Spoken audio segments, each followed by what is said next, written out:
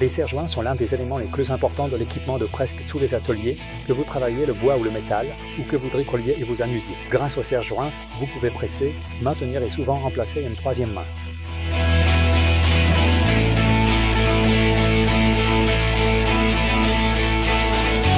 Presque chaque outil est plus ou moins universel. La preuve en est la deuxième règle de la force d'Anthony, qui dit qu'à un certain moment, chaque outil devient un marteau. Parfois, même l'outil le plus universel ne peut pas être utilisé, ou c'est au moins compliqué. Je ne peux pas me passer des serre-joints de type F, mais il y a des cas où il est préférable, voire nécessaire, d'opter pour un autre type de dispositif de maintien. Et combien y en a-t-il? Quand vous regardez dans les catalogues des fabricants et des vendeurs réputés, cela vous donne le tournis. Les serre-joints parallèles, les serre-joints à une main, les serre-joints en C, les serre-joints à glissière, les serre-joints de traction pour cadre, les serre-joints excentriques, les serre-joints pour lamer les collets, les pinces et la catégorie la plus volumineuse sont les serre-joints spéciaux, qui incluent tout le reste. C'est pourquoi cette fois-ci, j'ai choisi seulement deux types qui sont un complément approprié aux serre-joints universels de type F. Il s'agit des serre-joints tubulaires et des serre-joints de presse.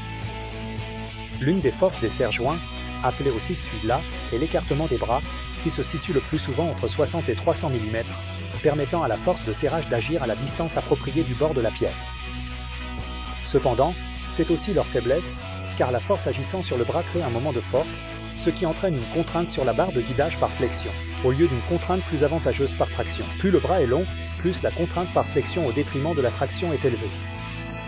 Si vous serrez trop fort ou si le serre-joint n'est pas de bonne qualité, cela peut entraîner une déformation permanente de la barre. Il en découle donc qu'il est plus avantageux que la force agisse aussi près que possible de la barre, en d'autres termes, lorsque les bras ou les mâchoires sont aussi courts que possible. Dans de nombreuses applications, cela n'est d'ailleurs pas du tout un inconvénient, par exemple lors du vol à partir d'un couple ou d'un corps, ou lors du retrait des goupilles et des rails. Pour des opérations exigeantes, vous aurez besoin de serre-joints lourds, mais souvent, des serre-joints tubulaires relativement légers et surtout accessibles suffisent. Plus les mâchoires sont courtes, plus la barre peut être longue.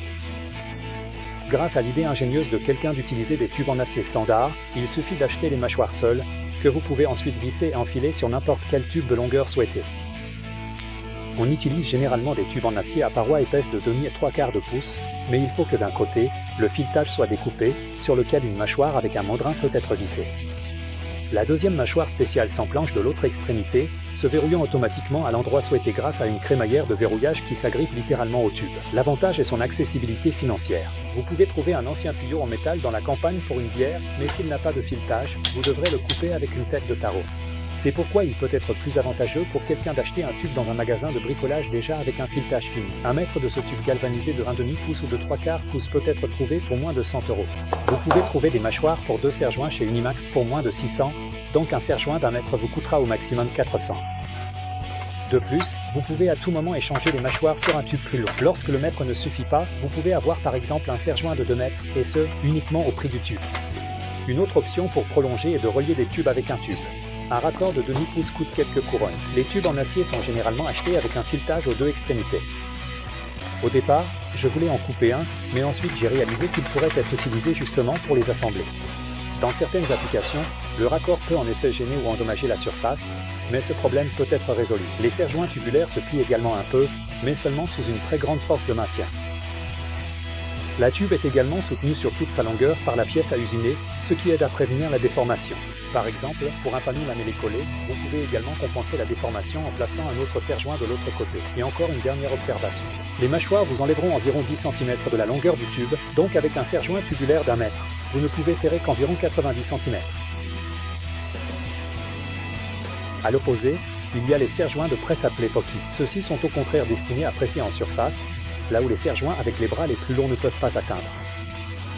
Tout comme les mâchoires pour les serre-joints tubulaires, les poki ne sont également qu'un semi-produit qui ne peut pas être utilisé seul. Ils sont en effet destinés à des cadres que vous devez fabriquer vous-même. En fonction de la force requise, vous pouvez choisir un cadre en bois ou en acier. Il est évidemment plus simple de fabriquer des cadres en bois, car il est plus facile de percer de grands trous pour les chevilles dans le bois que dans l'acier. Le bois ne permet pas de développer une pression aussi forte lors du maintien, mais pour la plupart des travaux de menuiserie, comme le collage de panneaux en plusieurs couches, c'est suffisant. Choisissez la longueur des cadres en fonction des dimensions de la pièce à travailler. En hauteur, il peut être ajusté grâce à une série de trous dans les montants. Et enfin, il y a encore l'aspect financier. Vous pouvez acheter un serre-joint de presse pour un peu moins de 200 et pour votre argent durement gagné, vous obtiendrez un morceau de fer tout aussi honnête. Plus précisément, de la fonte et de l'acier. Une fois que vous découvrirez la magie des serre-joints tubulaires et des techniques, vous constaterez que vos options et vos compétences ont considérablement évolué. Vous pouvez facilement fabriquer une excellente planche à lamelles ou coller 2 planches pour créer un plateau de travail vraiment massif pour votre établi.